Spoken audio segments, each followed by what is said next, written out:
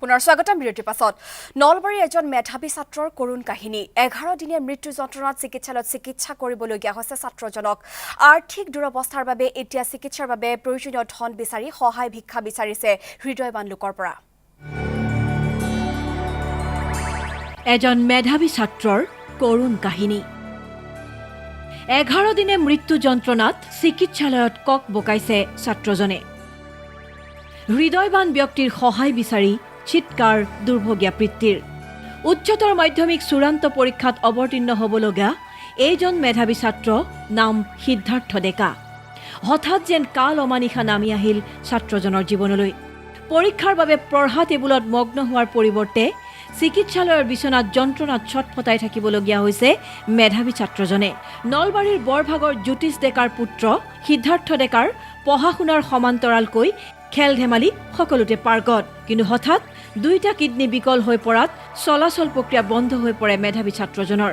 বিগত 11 দিনে name care হাস্পতালৰ বিচনাত যন্ত্ৰণাৰে ছটফটাইছে সিদ্ধাৰ্থই তাৰ 9 তাৰিখে প্ৰথম ভৰি আৰু মুখ ফুলিছিলে তেতিয়া মই লগে লগে নলবাৰীলৈ লৈ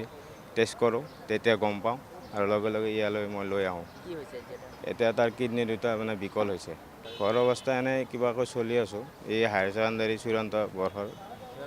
এবাৰ ফাইনেল দিলে হয় পঢ়াত ভালে আছিলে মেট্ৰিকত 74% পাইছে 3খনত লেটাৰ পাইছে পুত্ৰক সুস্থ কৰি তুলিবলৈ পৰিয়ালটোৰ প্ৰয়োজন বহু ধনৰ কিন্তু ক্ষুদ্ৰ পৰিয়ালটোৰ আৰ্থিক অৱস্থা তেনে অচল যি আছিল সেয়াও পুত্ৰৰ চিকিৎসাৰ বাবদ ব্যয় কৰি বৰ্তমান দিশহাৰা পিতৃ মেধাৱী ছাত্ৰজনৰ চিকিৎসাৰ বাবে বহুজনে সহায় আগবঢ়াইছে কিন্তু সেয়া যেন কোনো পধ্যেই পৰ্যাপ্ত নহয় যোৱাকালি আমি গম পাই আমি আহি ল'ৰাজন দেউতাকৰ লগত কথা পাতিলোঁ আৰ্থিকভাৱে স্বাৱলম্বী নহয় এতিয়া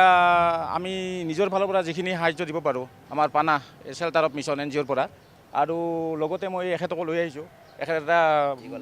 ব্যক্তিগত ব্যৱসায়িক সংস্থা এখেতৰ ফালৰ পৰা আৰু লগতে চৰকাৰ তথা ৰাইজকো মই